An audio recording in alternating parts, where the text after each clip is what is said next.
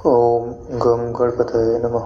ओम श्री सरस्वत्यै नमः। ओम श्री सद्गुरु परमात्मने नमः। श्री योग वासिष्ठ महारामायण निर्वाण प्रकरण 56वां सर्ग। इस सर्ग का विषय है चित ही सब कुछ है और सर्वत्र ही सर्वात्मक चित ही है। इस निश्चय को दृढ़ बनाने के लिए पाषाण आख्यायिका का वर्णन। कहने का तात्पर्य है चिति अर्थात स्फुरित ज्ञान ही सब जगह विद्यमान है। सारे रूप उसी के रूप हैं और ऐसा कोई स्थान नहीं है जहाँ चिति न हो अर्थात ज्ञान न हो। और यह जो निश्चय है आपका कि एक ही ज्ञान वस्तु है जो नानात्व को अपने भीतर दिखाती भर है, आपकी यह जो दृष्टि है इसको दृढ़ बनाने के लिए वशिष्ठ जी अपने स्वयं के बारे में ही एक घटना का वर्णन करेंगे। उसी को यहाँ पे पाषाण आख्यायिका कहा गया है। पाषाण यानी पत्थर, पत्थर में कोई स्फुरन नहीं होता है, तो यह जो पाषाण होता है ठीक ऐसे ही समाधि होती है। तो एक तरह से वो स्वयं के जीवन में जो उन्होंने एक बार 100 वर्ष की समाधि लगाई थी उसका ही वो वर्णन इस आख्यायिका के अंतर्गत करेंगे। महाराज वशिष्ठ जी ने कहा, हे श्री राम जी, चिन्मय आकाश में सर्वत्र सदा सब कुछ किसी प्रकार के संकोच के बिना विद्यमान है। यह जो आकाश हमको अनुभव में आता है इसके आगे शब्द लगाया हुआ है चिन्मय। संधि विक्षेप कर देंगे तो क्या आ जाएगा? चिदमय। यानी यह जो आकाश है वह ज्ञान से परिपूर्ण है और उस आकाश में सर्वत्र यानी सब जगह, सदा यानी सब काल में यह जो जगत आपको दिखाई देता है बिना किसी संकोच के ही विद्यमान है। संकोच के मतलब कि जब वह सर्वत्र है, सदा है, तो वो जिसको स्थान प्रदान करेगी वह छुप छुप के थोड़ी ना रहेगा, सिकुड़ के थोड़ी ना रहेगा, वो भी पूरी तरह व्यक्त होगा। तो उसे संकोच की ज़रूरत नहीं है क्योंकि उसकी जो अभिव्यक्ति है वह सर्वत्र और सदा रहने वाली चिति ने संभाल रखी हुई है। परंतु इन सब को विद्यमान रखते हुए भी वह चिति जो है वो सदा सर्वथा स्वच्छ ही है। यानी ये जितनी भी वस्तुएं आपको दिखाई देती हैं ये चिद रूप हैं यानी ज्ञान रूप है, लेकिन ये जो शुद्ध ज्ञान तत्व है उसमें विकार उत्पन्न नहीं करते। तो बोले अब कैसे समझ में आए कि शुद्ध ज्ञान वस्तु में विकार उत्पन्न नहीं करती? तो बोले शुद्ध ज्ञान वस्तु क्या है? तो बोले तुम्हारा मैं। तो ये बताओ कि तुम्हारा मैं इन वस्तुओं के कारण बदल जाता है क्या? नहीं बदलता, जो का त्यों रहता है। चाहे किसी का जन्म हो जाए, चाहे किसी की मृत्यु हो जाए, चाहे कोई आए चाहे कोई जाए, जो इनका प्रकाशक है वो ज्यों का त्यों रहता है। वो चिद का यानी ज्ञान का शुद्ध रूप है और यह जो नानात्व के रूप में अनुभव में आता है यह ज्ञान का ही विवर्ती रूप है। तो जो भेद होते हैं, बदलाहट होती है, वो विवर्ती ज्ञान में होता है। वास्तविक ज्ञान में कुछ नहीं होता, वह ज्यों का त्यों विद्यमान है, वही आपका स्वरूप है। इसलिए क्या कहा जा रहा है कि वह सर्वथा स्वच्छ है क्योंकि उसमें गंदगी डालने वाला कोई दूसरा है ही नहीं। क्यों? क्योंकि दृष्टा के सिवाय दूसरी क्या वस्तु होती है? दृश्य, ठीक है, लेकिन क्या दृश्य सच्चा होता है क्या? नहीं, दृश्य सच्चा नहीं है, वो दृष्टा के आश्रित है। दृष्टा है तो वो है, दृष्टा की दृष्टि नहीं है तो वो नहीं है। ब्रह्म जगत के मल से ऐसे दूषित नहीं होता जैसे नील रूप से भासमान शून्यता अपने मल से आकाश में मलिनता पैदा कर उसे दूषित नहीं करते। वही बात आगे विस्तार करते हुए बता रहे हैं कि ये जो नानात्व है ना, वृत्तियों का, नाना प्रकार के लोगों का, सत्व रजतम आदि गुणों का, तो ये क्या वो उस सिद्ध वस्तु रूपी ब्रह्म में मलिनता उत्पन्न कर सकते हैं क्या? नहीं कर सकता। कैसे नहीं कर सकता? ठीक वैसे जैसे आकाश में जो नीलिमा है, तो क्या वो आकाश को मलिन कर सकती है? दिखने मात्र है ही नहीं, तो वो आकाश को कभी नीला नहीं करती, दिखती भर है। ऐसे ही एक दिन मैं बाथरूम में गया, तो बाथरूम में तो गंदगी रहती है। फिर कभी विचार आया कि ब्रह्म सर्वत्र है, तो इतनी मलिन वस्तु को उसने कैसे धारण करके रखा हुआ है? क्योंकि संस्कार तो संस्कार होता है। तो मैंने बोला यार, इस संस्कार को कैसे निवृत्त किया जाए? तो एक दृष्टांत ध्यान में आया कि अगर आप मूवी देख रहे हैं तो मूवी में अगर नाला बह रहा है तो उससे जो पर्दा है वह मलिन नहीं होता है, यानी यहाँ जो गंदगी है वो काल्पनिक है, वास्तविक नहीं है। इसके कारण यह ब्रह्म में मलिनता उत्पन्न नहीं कर पाती है। तो जब यह दृष्टांत भली भांति चित्त में बैठ जाता है, तब जो मलिनताएं है ना, वो हमारे चित्त में विक्षेप उत्पन्न नहीं करते। नहीं तो शुद्धि अशुद्धि के संस्कार जब ज़्यादा प्रबल होते हैं तो फिर मलिनता जो है वो चित्त में विक्षेप उत्पन्न करती है। अरे भाई, कई साधनाएं लोग शमशान में बैठ के करते हैं, तो फिर वहाँ तो मुर्दे जल रहे हैं, कितनी पवित्र चीज़ है वो, वही छू लो मुर्दे को तो नहाना पड़ता है। लेकिन वहीं पे बैठ के कई लोग तो चिता के ऊपर बैठ के ही, जहाँ जल जाती है चिता, फिर उसी के ऊपर बैठ के साधना करते हैं। बौद्ध आदि में तो कुछ साधनाएं ऐसी होती हैं, वो शव के ऊपर बैठ के साधना करते हैं। शव को रख के उसके ऊपर आसन वगैरह कुछ लगा कर बैठते होंगे।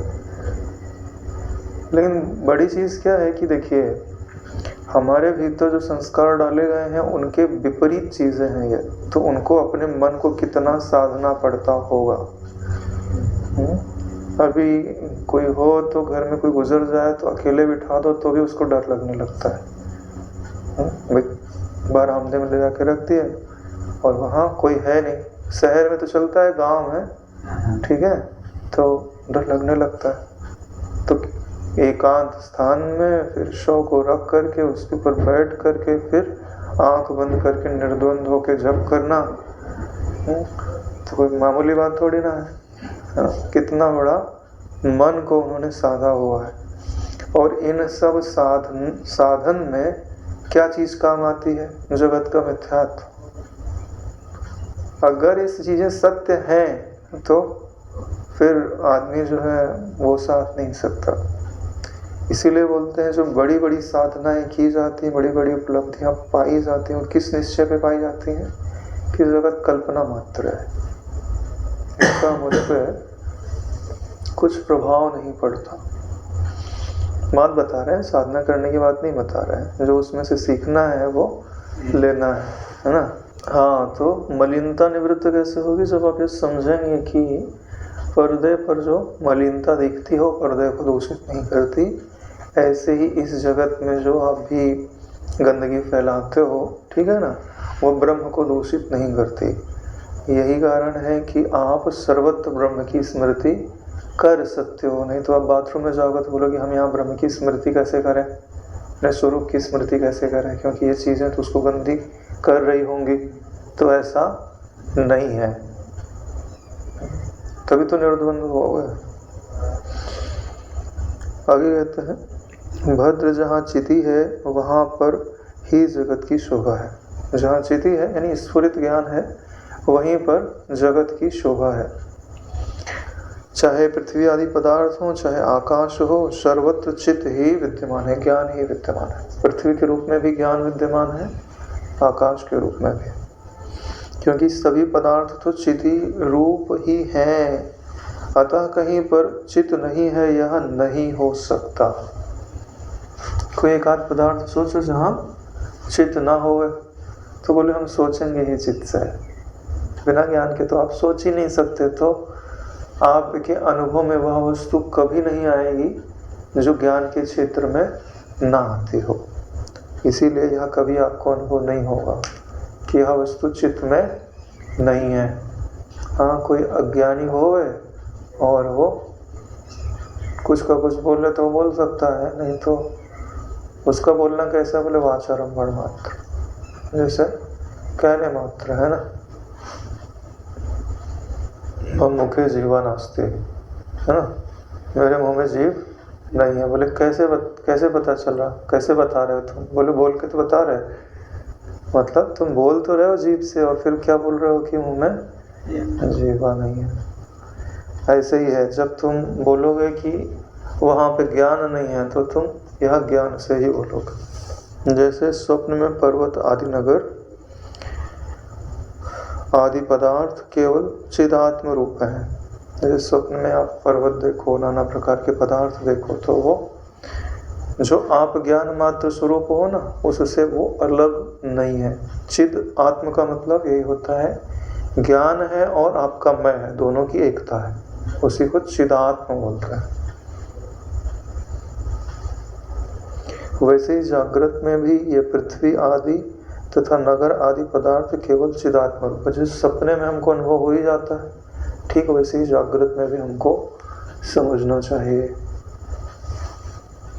ये सारा जो चीज़ें आपको अनुभव में आ रही ना, नेत्र आदि के विषय जो भी हैं, कान के विषय जो भी हैं, है ना, इंद्रियों के विषय जो भी हैं, मन का विषय गोचर जहाँ लग मन जाई, ठीक है, वो सब क्या है, मेरे ही ज्ञान का विलास है, उसके रूप में मैं ही प्रकट हूँ। और जैसे ही मैं अपनी दृष्टि का संवरण करूँगा, ये सब मुझ में ही शांत हो जाएंगे। परम चिदात्म रूप ही है, तो ये सब क्या हुआ? परम चिद आत्म रूप, ज्ञान रूप भी है और अपने मैं से जुड़े हुए भी हैं, यानी यह मैं ही हूँ, ऐसा समझना है। हे राम जी, इस विषय में प्रथम मुझसे ही एक दृष्ट एक पाषाण आख्यायिका है।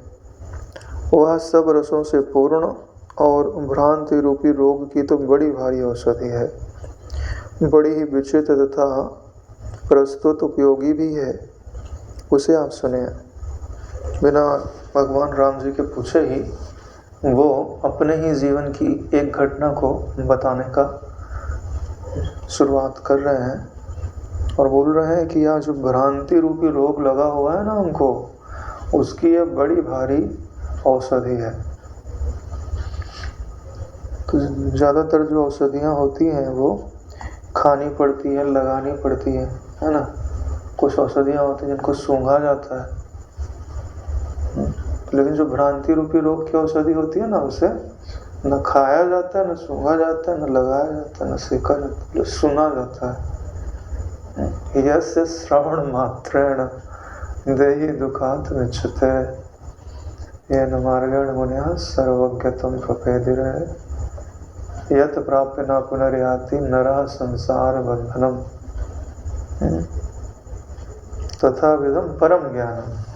वही यह परम ज्ञान है नारायण, कि अगर आपको भ्रांति रूपी रोग निवृत्त करना है, तो जो संत जन हैं जिन्होंने सत तत्व को अपने भीतर धारण किया हुआ है अपने मैं के रूप में, हस्तमलकवत, और उनकी दृष्टि में उनसे पृथक कुछ नहीं है, ऐसा जिनका अनुभव है सर्वत्र और सर्वदा सब काल में, ऐसा उनका अनुभव है। ऐसे महापुरुषों के मुख से निकले हुए जो अज्ञान को निवृत्त करने वाले वचन होते हैं, खासकर वो वचन जो उनके जीवन में घटित हुए हैं, वो तो भ्रांति रूपी रोग को निवृत्त करने की अचूक औषधि होते हैं, क्योंकि वो सिर्फ कह नहीं रहे, उसको अपने जीवन में कैसे उन्होंने चरितार्थ किया हुआ है वह भी बात बतला रहे हैं। बोलते हैं बड़ी विचित्र है, यानी आपकी जिज्ञासा बनी रहेगी। जिसमें विचित्रता होती है ना उसमें मन लगा रहता है। प्रस्तुत उपयोगी का मतलब होता है कि अभी जो घटनाक्रम चल रहा है ना वो प्रस्तुत है, अभी का है, तो उसमें वो उपयोगी है, उसे आप सुनिए। सुनने का मतलब है सुन करके उसका जो तत्व है वो अपने हृदय में धारण कर लीजिए कि यही मेरा निश्चय है। सुनने का मतलब कहानी नहीं है, सुन करके भुलाने के लिए नहीं है। सुन करके जो उसका सार है उसको अपने हृदय में धारण करके रखना चाहिए। जैसे हीरा मिलता है तो हीरा को क्या करते हैं, कहीं उठा के रख देते हैं, भूल जाते हैं। जो बहुत बहुमूल्य वस्तु होती है हम उसकी माला बना गले में पहन लेते हैं। क्या पता घर से निकाल दिया जाए, छूटे लुटेरे वगैरह लूट ले, तो कब से हम गले में तो रहेगी, भागेंगे तो अपने साथ तो रहेगा। इसके लिए जो अत्यंत उपयोगी अपने भ्रांति रूपी रोग को निवारण करने वाले शब्द होते हैं ना, वाक्य होते हैं, तो उनको हम अपनी स्मृति में रख लेते हैं। मतलब माला पहना के बना के पहन लिया है, हाँ क्या पता ग्रंथ कहीं छूट जाए। पुस्तक में रखी हुई विद्या और दूसरे को दिया हुआ धन काम नहीं आता नारायण समय पे। कम से कम विद्या स्मृति में तो रहनी चाहिए। जब चाहे हम स्मृति से निकाल करके उसका दोहन करके उसमें से अपना अभीष्ट पदार्थ प्राप्त कर ले जाओ। तो जिसको तुम कामधेनु बोलते हो ना, वो तुम्हारा मन ही है कामधेनु, ठीक है। उसमें जो स्मृति है उसी में सारे पदार्थ संग्रहित हैं। अगर आपको उनसे निकालना आ गया तो मन ही कल्पवृक्ष है, कामधेनु, सब कुछ देने में समर्थ है नारायण। जो आज इंद्र बने हुए हैं, जिनकी आज्ञा में सारे मेघ चलते हैं, आकाश तत्व के स्वामी माने जाते हैं। तो उनको इंद्र किसने बनाया? उनके मन ने। और जो कीड़ी पाँव के नीचे आके रिवा के मर जाती है, उसको कीड़ी किसने बनाया? उसके मन ने। और जिसको ब्रह्म बना दिया उसको किसने बनाया? मन ने बनाया। ये मन का ही चमत्कार है, ठीक है। बस मन की एक ही शर्त है, क्या? मेरे कहने में मत चलियो, तो हम तुमको कुछ भी बना सकते हैं। अगर तुम्हारे कहने में चलने लग गए ना, तो हम तुमको पतित से पतित बना देंगे, क्योंकि मेरा स्वभाव ही है ऊपर से नीचे की ओर जाना। हाँ, तो प्रयोजन पूरा कर रहे हैं अपनी कथा सुनाने का। श्री रामभद्र, किसी समय की बात है, मैंने ज्ञान योग्य वस्तु का ज्ञान कर लिया था। जो जानने योग्य वस्तु है ना, उसको जान लेना। ज्ञान योग्य वस्तु का ज्ञान कर लिया और मेरा मन भी पूर्ण हो चुका था। यानी पूर्ण होने का मतलब होता है मन की मांग का पूरा हो जाना। मन में मांग काहे की है? ज्ञान की मांग है, सुख की मांग है, आनंद की मांग है, सामर्थ्य की मांग है। इसीलिए तो लोग अपने शरीर का बल बढ़ाते हैं, योगी लोग अपने मन का बल बढ़ाते हैं, विद्वान लोग अपने बुद्धि का बल बढ़ाते हैं। क्यों? सामर्थ्य होती है ना, तो स्वतंत्रता रहती है, किसी के अधीन नहीं रहना पड़ेगा। हाँ, तो जो सुख की, स्वतंत्रता की, सामर्थ्य की, जानने की, कि मैं सब कुछ जान लूँ, ये सारी मांगे हैं ना, वो पूरी हो गई। क्यों? क्योंकि उन्होंने एक ऐसी वस्तु को जान लिया जो सीमा में नहीं आती और हर भांति से वो पूर्ण है। अतः उस समय मैंने घने भ्रम से भरे इस लोक व्यवहार को, ये जो अपने को भ्रम दिखाई दे रहा है ना, बोले घना भ्रम है। लोक व्यवहार, लेना देना, मिलना जुलना, है ना, तो ये सब लोक व्यवहार है। बोले घना भ्रम है और ये सब ज्ञान होने के बाद हो रहा है। लोक व्यवहार को छोड़ देने की इच्छा की, यानी स्वरूप का बोध होने के पश्चात भी जो संसार है ना, अपना स्वभाव छोड़ नहीं रहा है ना। बोले जब ये घना भ्रम रूप ही है, तब इसमें क्या लोगों को देखना, क्या बातें करनी। रोज भाई उठना, नियम करना, यज्ञ वगैरह करते रहे होंगे, फिर उनके शिष्य वगैरह आते रहे होंगे तो उनको उपदेश आदि देते रहे होंगे, राजा आदि भी आते रहते होंगे, तो अब उनको क्या रोज रोज जो है इस आचार में लगाए रखना। तो बोले ये सब तो भ्रम का ही कारण है, इससे तो निर्द्वंद स्थिति ही प्राप्त नहीं होती है। तो बोले कि अब बड़ा उब गया हूँ मैं इनसे। तो उसके बाद क्या सोचते हैं, समाधि में एक निष्ठा प्राप्त कर धीरे धीरे दीर्घ काल तक विश्रांति पाने के निमित्त मैंने सब प्रकार की चंचलता का त्याग कर एकांत स्थान की अभिलाषा की और शांति की ओर जाने लगा। यानी ये जो लोक व्यवहार है ना, ये आपको थकाएगा नारायण। तो बोले कि दीर्घ काल तक अब मैं विश्रांति में ही रहना चाहता हूँ। जब नया नया बोध होता है तो ऐसा ही निश्चय होता है कि कब तक इस लोक व्यवहार को हम संभालते रहेंगे, अब तो कम से कम दीर्घ काल तक विश्राम को मैं उपलब्ध हो जाऊं। इसलिए समाधि में एक निष्ठा प्राप्त करने के लिए, एक निष्ठा का अर्थ होता है कि अब समाधि के सिवाय उनकी निष्ठा और कहीं नहीं है। न उपदेश देने में है, न धर्म आदि के कार्य करने में है, न राजा का पुरोहित बनने में है, न इंद्रियों का व्यापार करने में है।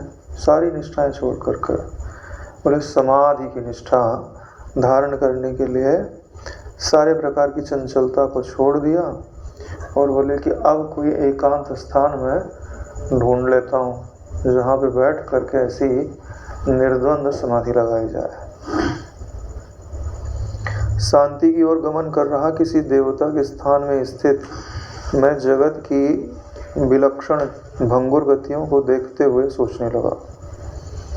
अब शांति की ओर गमन करना चाह रहे हैं तो आश्रम आदि को छोड़ करके किसी देवता का स्थान था, यानी पवित्र स्थान में, जहाँ देवता का अर्थ यहाँ शब्द इसलिए लिखा हुआ है कि वो स्थान पवित्र है, क्योंकि देवता जो है पवित्र स्थान में नहीं रहता।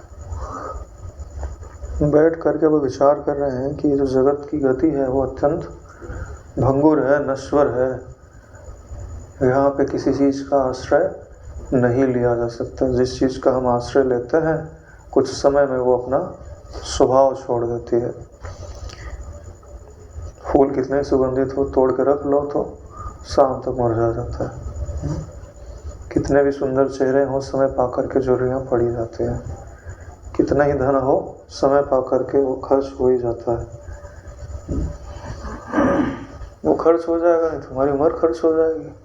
तब ऐसी गतियों को देख कर सोचने लगे कि यहाँ जो लोगों की अवस्था है वह वस्तुतः नीरस ही है। यानी लोगों की, यानी जो पृथ्वी आदि में या ऊपर के लोगों में जो कुछ भी दिखाई देता है बोले नीरस है, इसमें रस नहीं है।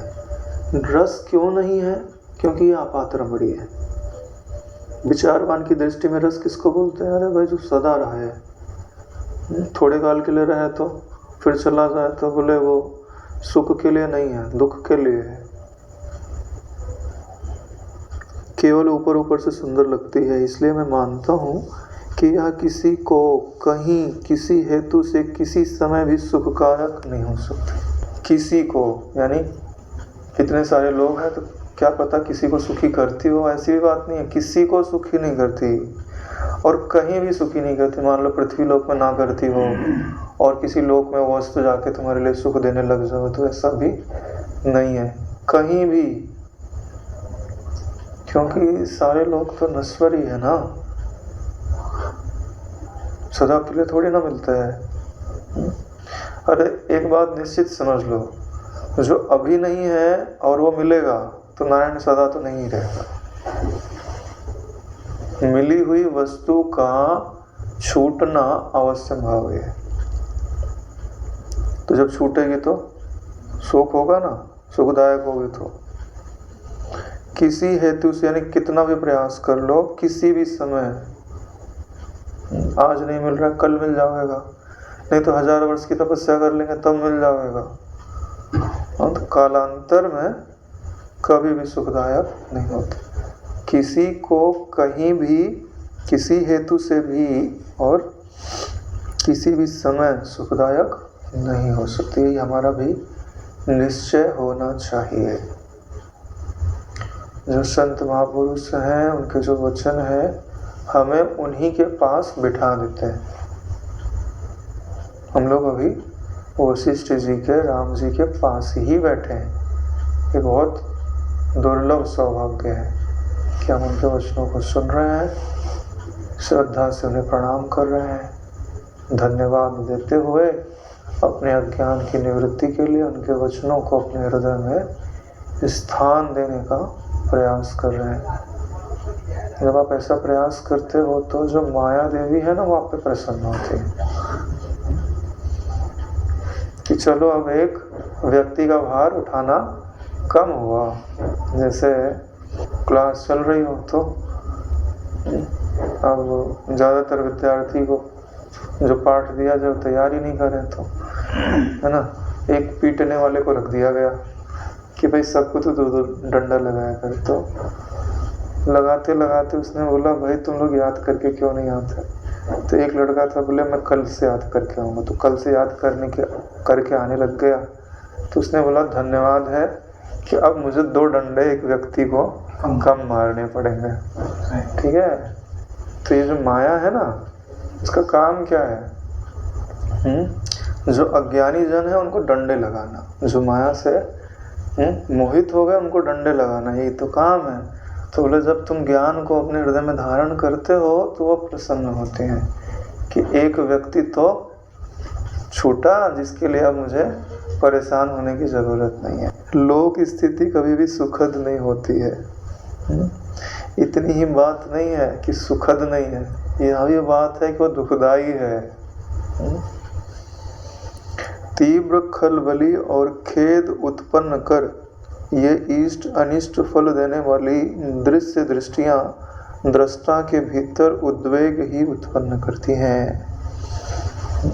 ऐसे नाना प्रकार की क्रियाएं हैं लोकांतरों में, वो इष्ट अनिष्ट फल दे करके, यानी जो आप चाहते हो वो भी दे दिया, तो वो भी सुख के लिए नहीं दिया, दुख के लिए, क्योंकि सुख है तो जाएगा तो दुख लेके जाएगा। बोले दृष्टा के भीतर उद्वेग ही उत्पन्न करती हैं, चाहे कुछ भी मिल जाए। उद्वेग समझते हैं ना, है ना? वेग किसको समझते हो? वेग माने गति, है ना? उद्वेग मतलब बाहर की ओर गति, यानी आपको क्या बनाएंगी? बहिर्मुख। और बहिर्मुखता में हमेशा दुख होता है, क्योंकि जो सुख का स्रोत है वो आपका आत्मा है। जब आप उसको छोड़कर बाहर की ओर गति करोगे तो आपको उद्वेग ही होगा। बोले हमारा चित्त बड़ा उद्विग्न है, तो क्या वो अपने स्वरूप को सोच करके उद्विग्न हो रहा है कि संसार को सोच करके? संसार को सोच करके उद्विग्न हो रहा है, परेशान हो रहा है। क्यों हो रहा है? क्योंकि जो सुखात्मक तत्व था उससे वो विमुख हो गया, तभी उद्विग्नता आ रही। तो ये जितनी भी दृश्य दृष्टियां हैं ना, वो आपके चित्त को उद्विग्न अवश्य करेंगी, आज नहीं तो कल। ठीक है, करेंगी ही करेंगी। अपने कॉपी पेपर लेके लिख के रख लो, है ना? बड़ा पद मिल गया जगत में तो आप सोचते हो कि हमने सर्वस्व जीत लिया। नहीं नारायण, यह दृश्य दृष्टि है, यह आपको उद्विग्न अवश्य करेगी। तो बोले क्या हम इनको पाए ही नहीं? अरे भाई, पुरुषार्थ करके जो आपको प्राप्त करना है वो प्राप्त करो, लेकिन परम पुरुषार्थ की ओर भी आपकी दृष्टि होनी चाहिए। जो वस्तु जिसके लिए है उसका उपयोग वैसा करो तो दुख कहीं नहीं है। अब अग्नि से भोजन बनाना है तो भोजन बनाओ और खाओ, क्या परेशानी है? लेकिन तुम अग्नि से अपना घर जला दो तो फिर परेशानी का कारण है ना।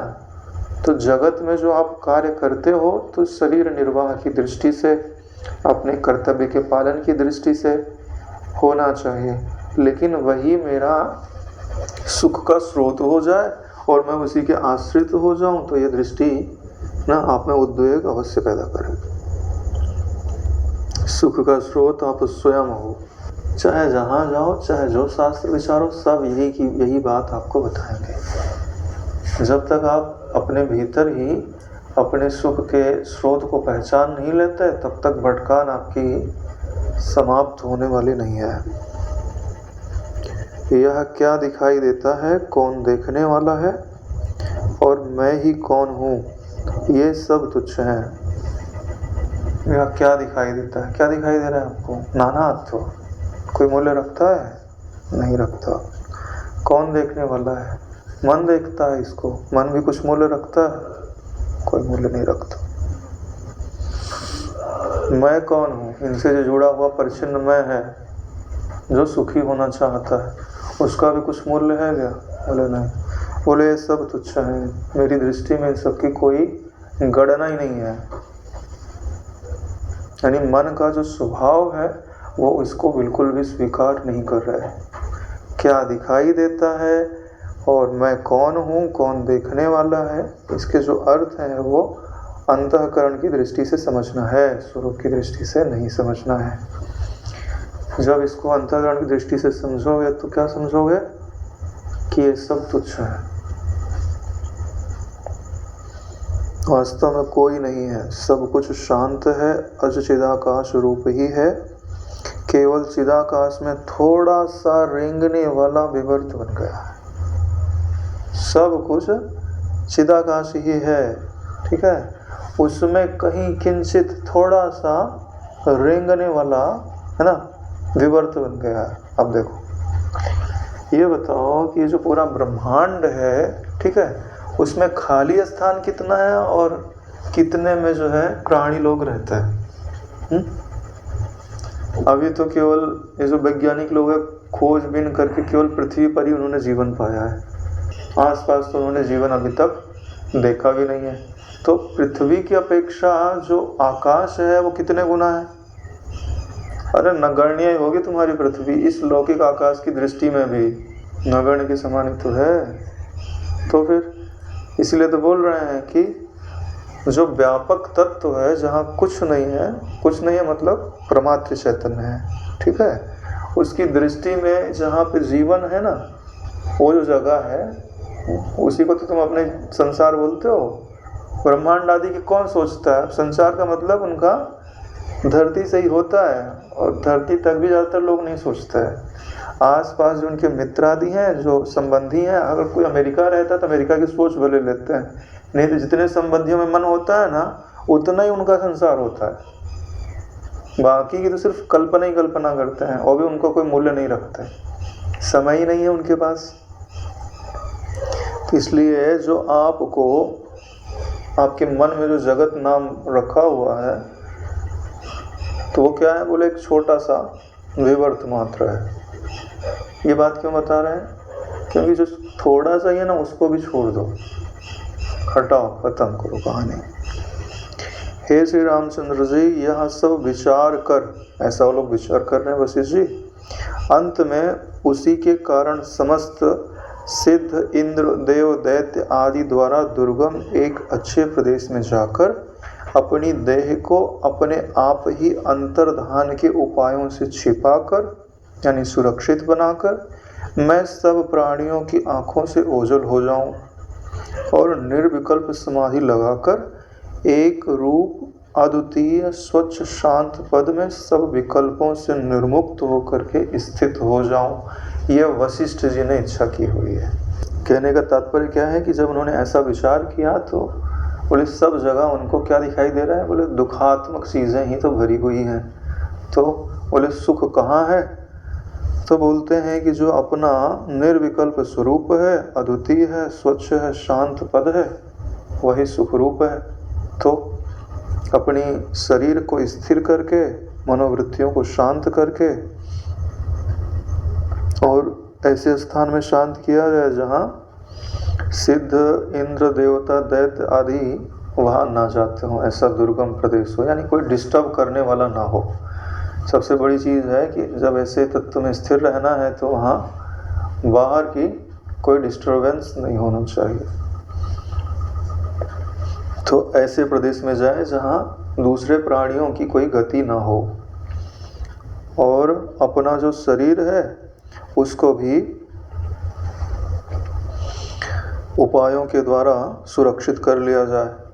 यानी कि भाई शरीर भी तो रहना चाहिए सुरक्षित, है ना। जैसे समाधि वगैरह लगाते हैं तो ऐसा स्थान चुनते हैं जहाँ भाई चींटी आदि नहीं होवे और सुरक्षित किया जाता है हर चीज़ों से, कीड़े मकोड़ों आदि से। नहीं तो समाधि लगाए नाक के अंदर, कान के अंदर चींटियाँ घुस के अंदर, है ना, खराब कर दिए। तो जब अच्छी बात है समाधि लग जाती है तो उनके शिष्य आदि जो है उनके कान के अंदर, नाक के अंदर सब रुई वगैरह लगा देता है कि दूसरी चीज़ें विक्षेप ना करें। तो वसीम जी ने सोचा कि भाई ऐसे किसी को कहाँ रखेंगे, तो बोले ऐसी कोई प्रदेश ढूंढा जाए जहाँ कोई विक्षेप ही ना हो। मुझे जहाँ समाधि लगानी है वह उत्तम प्रदेश कौन हो सकता है, क्योंकि वह प्रदेश अत्यंत शून्य और समाधि के लिए उपयोगी होना चाहिए। अत्यंत शून्य होना चाहिए। देखो समझते जाओ, ठीक है। जहाँ तुमको समाधि लगानी हो प्रदेश शून्य होना चाहिए। बाहर भी समझ लो और भीतर भी समझ लो। यानी जब तुम ध्यान करने के लिए बैठते हो तो शून्यता नहीं होगी, तो तुम्हारे चारों तरफ क्या होनी चाहिए, शून्यता। तब तो स्थिर होगे। उस प्रदेश में बाह्य अर्थों के विज्ञान जो 5 इंद्रियों से उत्पन्न होने के कारण 5 प्रकार के हैं, यानी 5 प्रकार के जो विषय हैं, 5 इंद्रियों से जो अनुभव में आते हैं वो नहीं होने चाहिए। यानी 5 प्रकार के विषयों का त्याग कर दिया जाए, ठीक है। और वो उपस्थित भी ना हो, यानी इंद्रिया जाना भी चाहे तो जा नहीं पाओ। हाँ, जैसे तुम ध्यान करने के लिए बैठे हो और बाहर सुंदर संगीत बज रहा है तो मन अपने आप ही बार बार जाएगा। पर्वत शिखर आदि अनेक एकांत प्रदेश समाधि के लिए ही हैं, तो फिर उनमें ही वास क्यों न किया जाए, ऐसा प्रश्न हो सकता है। तो अब वशिष्ठ जी की दृष्टि में देखते हैं क्या वो समाधि के लिए उपयुक्त हैं, तो बोलते हैं उपयुक्त नहीं है। विक्षेप पैदा करने वाले शब्दों से आक्रांत अरण्य, जो जंगल होते हैं ना, बहुत सारे शब्द होते रहते हैं, कुछ ना कुछ पक्षी आदि जो है वहाँ पे पशु पक्षी जो भी हैं आवाज़ करते रहते हैं। जल, मेघ, सिंह आदि प्राणियों से चारों ओर व्याप्त व्याकुल पर्वतों को मैं अपना शत्रु ही समझता हूँ, क्योंकि वहाँ शांति नहीं है, क्योंकि वे उनसे स्वयं ही क्षुब्ध होकर दूसरों को क्षुब्ध कर देते हैं, अतः वे प्रतिकूल हैं। यानी जंगल और पर्वत दोनों जगह उनको अपने समाधि के लिए उचित स्थान दिखाई नहीं देता है।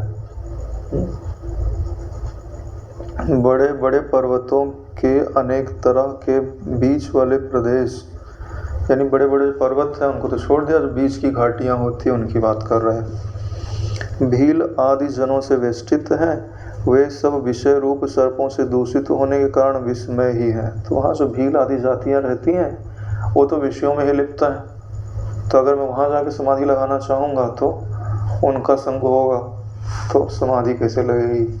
अनेक तरह के बड़े बड़े समारोहों से क्षुब्ध नागरिक जनों से युक्त नगर, अगर मैं नगरों में जा कर के लगाना चाहूँ तो उसकी बात बता रहे हैं। तो वहाँ तो बड़े बड़े समारोह होते रहते हैं, जलसे होते रहते हैं, लोग रहते हैं, तो वो नागरिकों से क्षुब्ध होने के कारण समाधि के प्रतिकूल हैं। वैसे ही विविध समारंभों से पूर्ण जलचरों से जलाधार सागर भी समाधि के लिए प्रतिकूल है। अगर मैं सोचूं कि मैं समंदर के अंदर जाके समाधि लगा लूं तो वहाँ पे भी तो मछलियाँ हैं, जलचर हैं, और शांति से थोड़ी बैठने रहेंगे। हालांकि वो पानी के अंदर बैठ के समाधि लगाने में समर्थ थे, ऐसा नहीं कि वो जल के अंदर समाधि नहीं लगा सकते थे, योगी थे वो। लेकिन उन्होंने देखा कि यहाँ पर भी विक्षेप करने वाले तो है ही। पर्वत तट, जल तट, लोकपालों के नगर, लोकपालों के नगर यानी ऊपर के लोकपालों के नगर, हाँ, तो वो भी उनको उचित नहीं लग रहा है। शिखर, पातालों के कुहर, पाताल में चले गए वहाँ पे भी। आदि सब अनेक विध प्राणियों से व्याकुल है। यानी वहाँ सब प्राणी लोग रहते हैं। जब वो लोग रहते हैं और उनमें है इच्छाएं, और जिनमें होती हैं इच्छाएं वो होते हैं व्याकुल, क्योंकि वो कुछ ना कुछ पाना जरूर चाहता है। तो वहाँ पे जाके तुम बैठोगे तो तुमको वो अपनी इच्छाओं का विषय बना लेंगे। हाँ? कि ये व्यक्ति बैठा है, क्यों बैठा है यहाँ पे, मिल सकता है ना। दे सकता है। तो जो ऊंचे लोग हैं वो तो वशिष्ठ जी को पहचान लेंगे कि ये तो तपस्वी महापुरुष हैं। तो क्या करेंगे, जाके फूल वूल लाएंगे, रखेंगे, चढ़ाएंगे, फिर प्रसन्न हो जाओ देवता, मुझे कुछ प्रदान करो, है ना। तो परेशान करेंगे। और जो लोग नहीं जानते हैं वो तमोगुणी हैं, तो वो जैसे महावीर के कानों में जो है कील ठोक दिए, वो समाधि लगा रहे हैं कि भाई हमारे गायों को देखते रहना, हम चरा रहे हैं और बाबा जी ध्यान में मस्त। वो निकल गए उधर, तो उन लोगों ने दुष्टता बस उनके कानों में कील ठोक दिए। हाँ, तो इसीलिए बोल रहे हैं ना कि समाधि ऐसे स्थान पे नहीं लगानी चाहिए, समाधि के लिए उचित स्थान ढूंढना चाहिए। हम बोलते हैं अगर पर्वतों की गुफाओं में चला जाए तो बड़े बड़े पर्वतों की गहन छिद्र वाली गुफाएं तो वायुओं के भाकार शब्दों से गान करती हैं, लतिका रूपी हाथियों से नृत्य करती हैं, वन रूपी वृक्षों के फूलों से हंसती हैं, अतः वे भी विक्षेप कारक ही हैं। अब बड़े बड़े पर्वतों की जो गुफाएं होती हैं उसमें हवा जाती है ना तो आवाज करती है।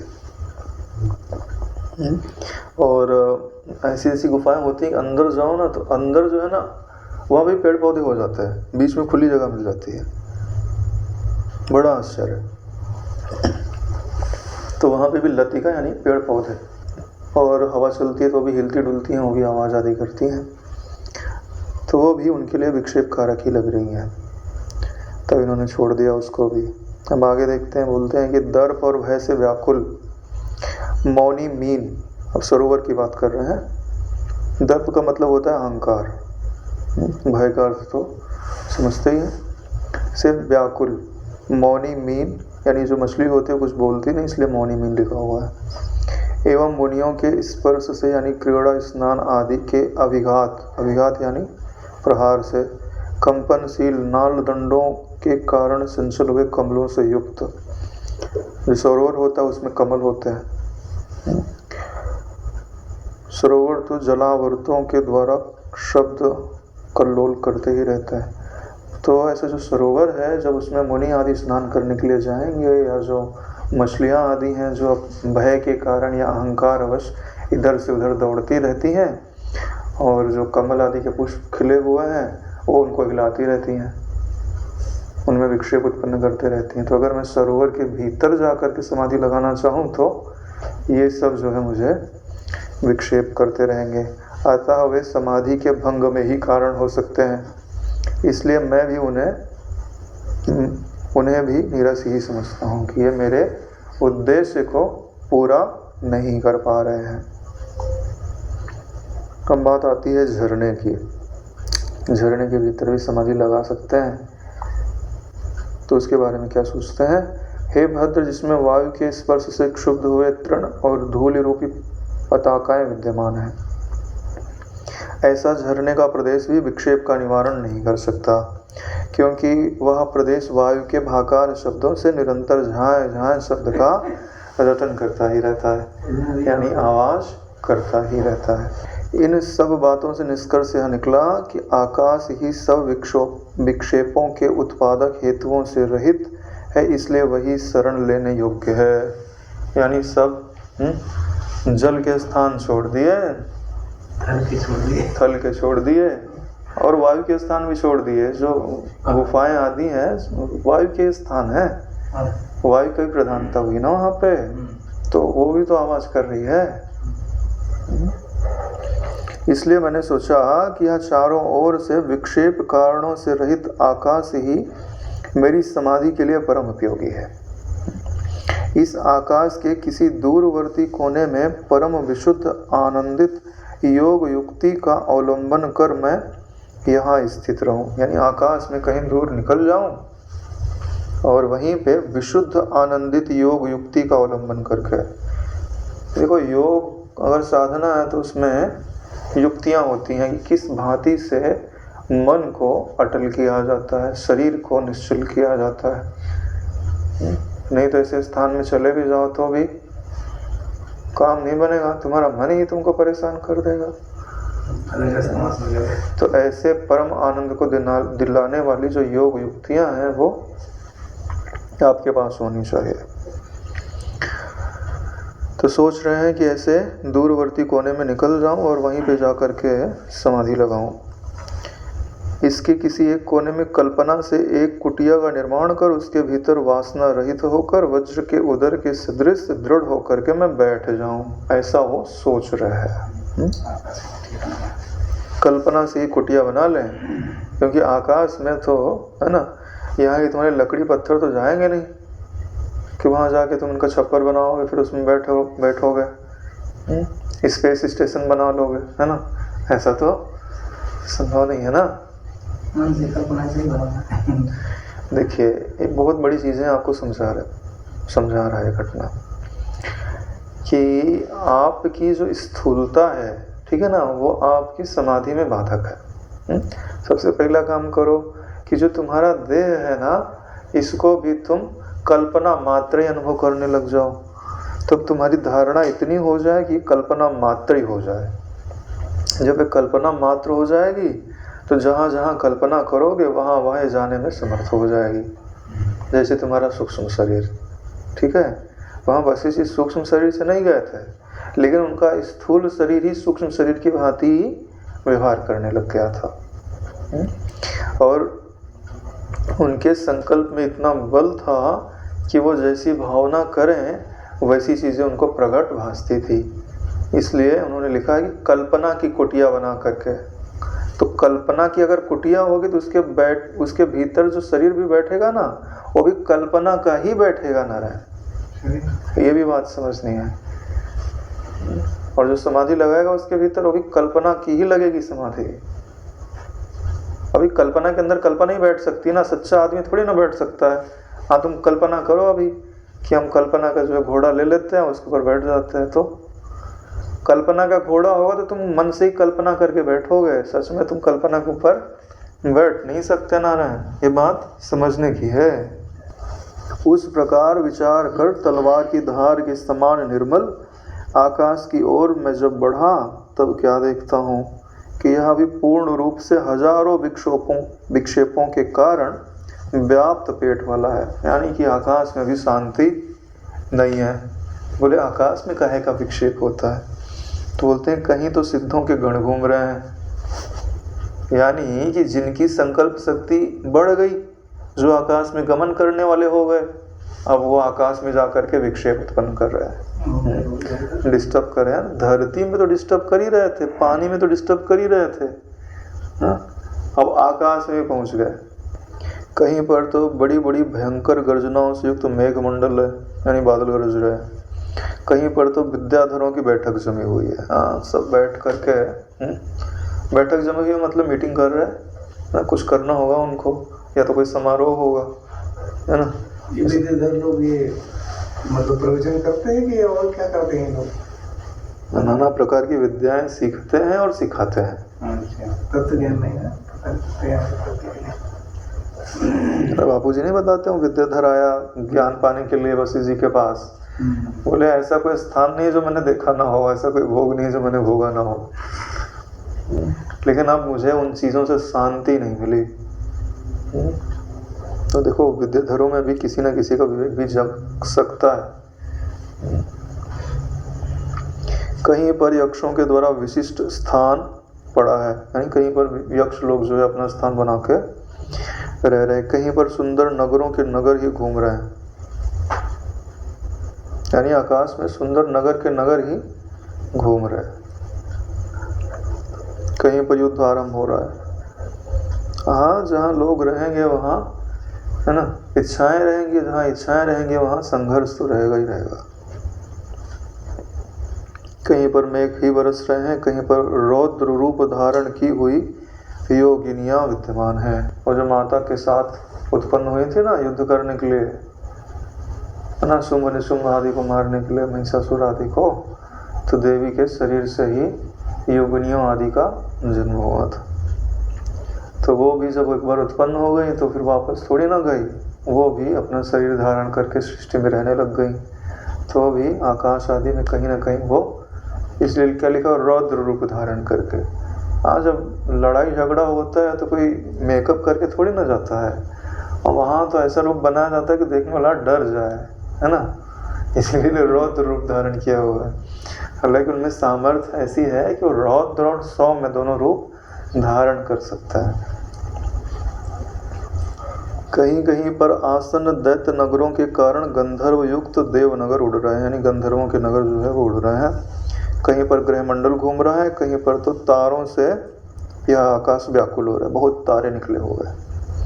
कहीं पर तो आकाश में पक्षियों द्वारा आक्रांत स्थान है, कहीं पर क्रुद्ध भयंकर झंझावात, कहीं पक्षी उड़ रहे हैं और कहीं हवा चल रही है। कहीं पर उत्पात युक्त स्थान है, यानी उत्पात हो रहा है। कहीं पर मेघादि मंडलों से व्याप्त है।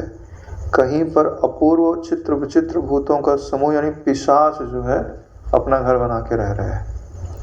कहीं पर नगरों के समूह पड़े हैं, कहीं पर सूर्य के रथों से आक्रांत है। सूर्य के रथों से आक्रांत मतलब सूर्य गति कर रहा है।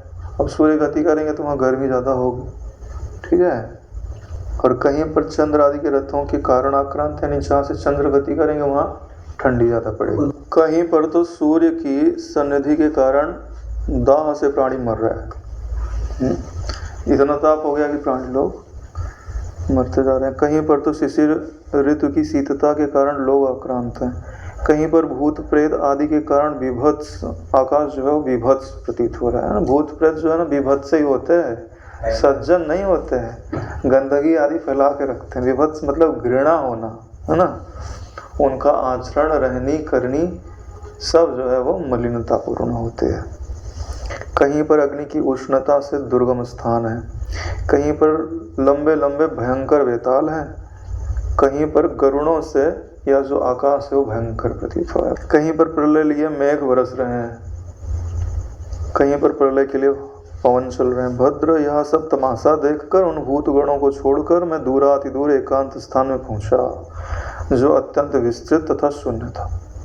यानी इतने सारे उपद्रव देखे तो बोले अब यहाँ कहीं रुकने जैसा नहीं है, तो दूर से दूर निकल गए और एक ऐसे स्थान में पहुंचे जहाँ कुछ नहीं था और बड़ा भारी स्थान था। हे श्री राम जी, उस प्रदेश में अत्यंत मंद पवन चल रहा था, हल्की हल्की हवा चल रही थी। स्वप्न में भी भूतगण वहां नहीं पहुंच सकते थे। इतनी दूर चले गए कि जितने प्राणी वहां जाना चाहे तो भी पहुंच नहीं सकते।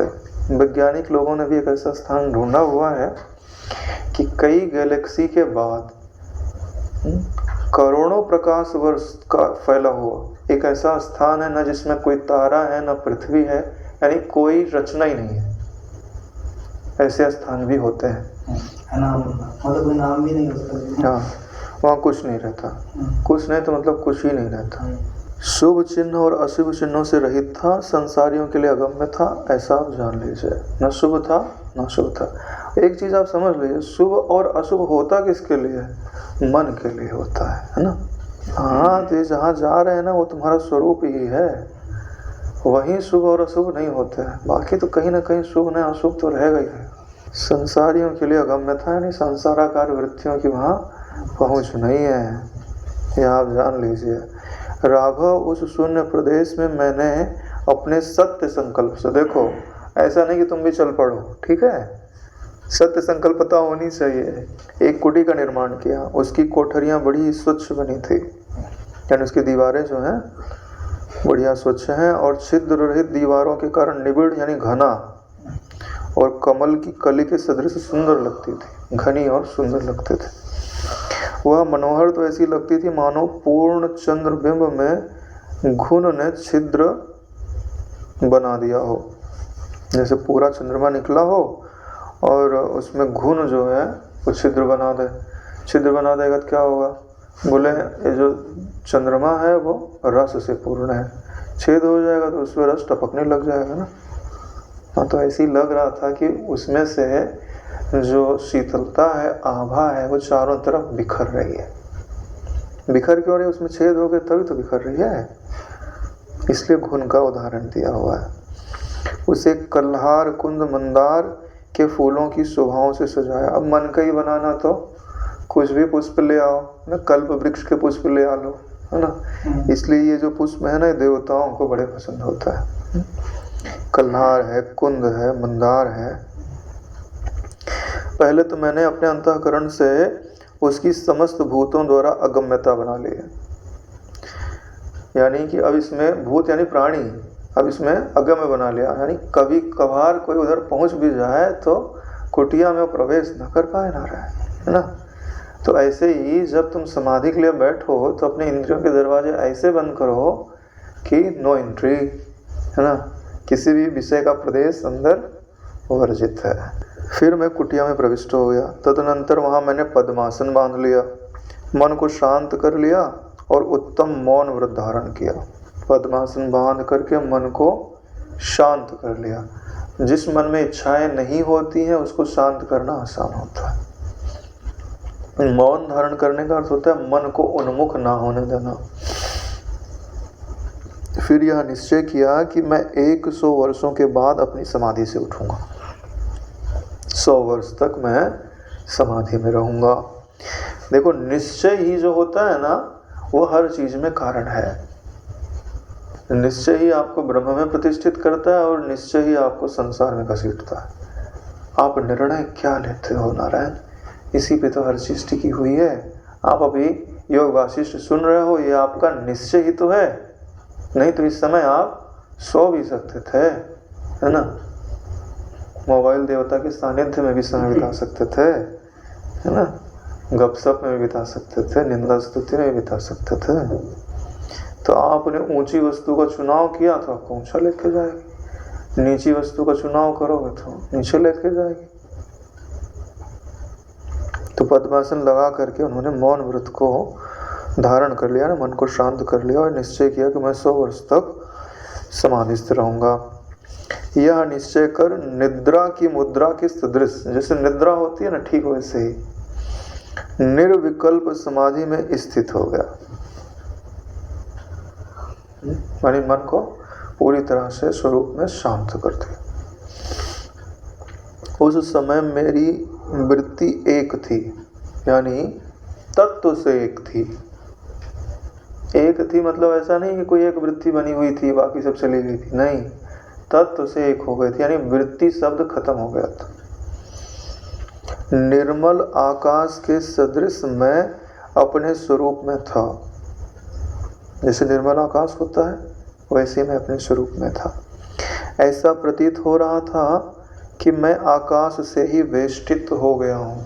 ऐसा प्रतीत हो रहा था कि मैं आकाश रूप, आकाश से वेष्टित यानी आकाश रूप हो गया हूँ। नारायण देखो, वशिष्ठ जी को धन्यवाद दो। हम रोज इसी चीज को पाने के लिए निश्चय करते हैं, धारणा करते हैं, प्रयास करते हैं, और उन्हीं बातों को संबल देने के लिए वशिष्ठ जी अपना अनुभव बता रहे हैं। नहीं करते हम लोग धारणा, करते हैं ना, रोज तो कराता हूँ इसी चीज को, तो मैं भी अभ्यास कर रहा हूँ और आप लोग बैठे हो तो आपको भी प्रेरित करता हूँ कि ऐसा अभ्यास करना चाहिए, क्योंकि यही तो है ना, ये न मार्गेण मुनयः, इसी मार्ग से मुनि लोगों ने सर्वगता पाई है। तो आज नहीं तो कल, है ना, हमको भी उपलब्ध हो सकता है, अगर हमने अपने पांव पीछे नहीं हट लिए तो, इधर उधर नहीं भटके तो। और एक चीज़ मैंने पहले भी बताई हुई है, याद होगा कि आपको ध्यान लगाना तो कहाँ लगाना चाहिए, आकाश तत्व में। पहले भी बताया हुआ है कि धरती पे बैठ के ध्यान नहीं लगता। ये जो पूरी सृष्टि दिखाई देती है ना, उसके बीच में जहाँ न पृथ्वी है, न जल है, न अग्नि है, न वायु, बोला हुआ है ना, हाँ याद है ना। हाँ तो देखो, आज वशिष्ठ जी की कृपा हो गई कि उन्होंने मुहर लगा दिया अपनी बात पे। कभी न कभी महापुरुष अनुकंपा अवश्य करते हैं। अगर आप सही दिशा में सोच रहे हो ना, तो आपको सहारा अवश्य मिलता है। तो अब जो है, हमको हमारे निश्चय में संदेह करने की जरूरत नहीं। हमारा जो निश्चय है वो ऋषि मुनियों द्वारा प्रमाणित है। भद्र दीर्घ काल तक मन जिसका स्मरण करता है उसको वह तत्काल ही देखता है, यानी मन जिसका स्मरण करेगा उसी को देखेगा। इस अकाट्य नियम के अनुसार 100 वर्ष के दीर्घ काल के बाद जब चित्त आशा रूपी दिशा और पवन रूपी व्यक्ति के सदृश विशाल हुआ, तब समाधि टूटने में कारणभूत कर्म हृदय में एक समय पैदा हो गया। यानी जब 100 साल बीत गए तो अब जो हृदय में आशा यानी इच्छा, चिद रूपी आशा, जो चिद सोया हुआ था ना सत के साथ एक होकर के, वो स्फुरित चित अब क्या बनना चाहता है? चित ई, यानी अब ईक्षण होगा। किसका ईक्षण होगा? बोले आशा का। जब आशा उत्पन्न होगी तो क्या लेके आएगी? कर्मों का समूह। उसी को बोलते हैं समाधि टूटने में कारणभूत कर्म हृदय में एक समय पैदा हो गया। समाधि का व्युत्थान होगा ना तो यह एक कर्म होगा ना, तो वो हृदय में उत्पन्न हो गया।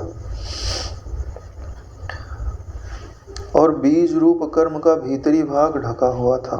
उस बीज रूप कर्म का भीतरी भाग ढका हुआ था। भीतरी भाग ढका हुआ करते समझते हो कि यह जितना अभी प्रकट हुआ इतना ही नहीं है, उसका बहुत सारा हिस्सा भी अंदर दबा हुआ है। जैसे जैसे हम चेष्टा करते जाएंगे वैसे वैसे प्रकट होता जाएगा। अनंतर ज्ञातव्य वस्तु जानकर मेरा जीव समाधि से ऐसे प्रबुद्ध हो गया जैसे शिशिर में क्षीण हुए शरीर वृक्ष का रस चैत्र मास में बसंत ऋतु में प्रबुद्ध हो जाता है। यानी कि मेरा जीव समाधि से ऐसे प्रबुद्ध हुआ। मैं समाधि से ऐसे प्रबुद्ध हुआ नहीं, मेरा जीव यानी मेरी संबित प्रकट हुई है, मैं प्रकट नहीं हुआ। लैंग्वेज इनकी अच्छे से समझ लीजिए। वहाँ पर वे मेरे 100 वर्ष एक निमेष मात्र के सदृश व्यतीत हो गए। समाधि का यह लक्षण होता है कि समाधि में काल अनुभव में नहीं आता, क्योंकि एकाग्र चित्त वाले पुरुष के लिए बहुत काल की गतियाँ भी अत्यंत स्वअल्प हो जाती हैं। जैसे वृक्षों के मद का यानी पल्लव आदि की पुष्टि के हेतुभूत हर्ष का कारणभूत भीतरी बसंत काल का रस पुष्प रूप से बाहर आता है। जैसे बसंत ऋतु आती है तो वृक्ष पुष्ट हो जाता है, और उनकी पुष्टता का प्रमाण क्या है कि उसके ऊपर फूल निकल आता है। वैसे ही धीरे धीरे विकास प्राप्त कर बुद्धि इंद्रियों की परंपरा बाहर की ओर प्रवृत्त हो गई। ऐसे जो इंद्रियां आदि शांत मन के अंदर शांत हुई पड़ी थी, अब उनमें संबित रूपी बसंत आ गया, ईक्षण रूपी बसंत आ गया, और यह प्रफुल्लित हो जाएंगे, नहीं बाहर दिखाई देने लगी। पहले वृक्ष के अंदर समाहित थे। तदनंतर 5 वृत्ति वाले प्राण वायु से, 5 वृत्ति कौन सी हैं? यही देखने सुनने चखने वाली। तो ऐसी 5 वृत्ति वाली प्राणवायु से, प्राणवायु मन से, प्राणवायु और मन एक ही वस्तु होता है। इंद्रियों से पूर्ण अतएव आविर्भूत जीव रूप चिति अंश से युक्त देह वाले अभ्यागत मुझको देखकर तुम अहम रूप से प्रसिद्ध अहंकार रूप पिशाच इच्छा रूपी अपनी पत्नी पिशाची के साथ किसी भी अतर्कित प्रदेश से मेरी सानिध्य में ऐसे शीघ्र आधमका जैसे उग्र शालमली आदि वृक्षों की सन्निधि में ऊंचे वृक्षों को नमन कराने वाला प्रचंड पवन आधमकता है। देखो, अहंकार की पत्नी का क्या नाम है? उसका नाम है इच्छा, पिशाचनी नाम नहीं है।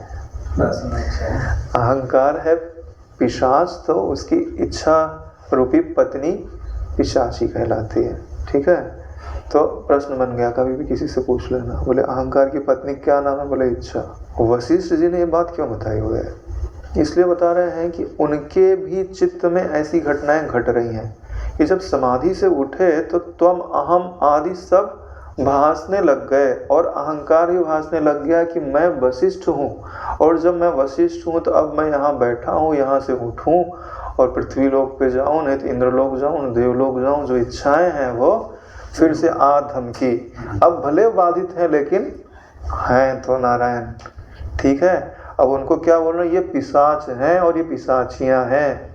उनको शुभ दृष्टि से नहीं देख रहे हैं कि मैं वशिष्ठ हूँ, यह मुझे सुख देवेगा, नहीं, ये मेरे को भटकावेगा। पिशाच मतलब कौन? जो तनिक मात्र भी शांत ना बैठे, इधर से दौड़े उधर जाए, उधर से दौड़े उधर जाए, इसी को पिशाच बोलता है। और उसमें कारण कौन है? उसकी पत्नी कारण है ना? वही बोलते रहती है सामान लेके आओ, इधर से इधर जाओ, इधर दौड़ो। इच्छा ही तो बोलती है आपको, ठीक है। तो यहीं पर यह 56वां सर्ग समाप्त होता है, इसीलिए आपका समय अधिक लिया गया। ओम सहना भवतु सहनौ भुनक्तु सह वीर्यं करवावहै तेजस्विनावधीतमस्तु मा विद्विषावहै। ओम शांति शांति शांति। श्री सद्गुरुदेव भगवान की जय।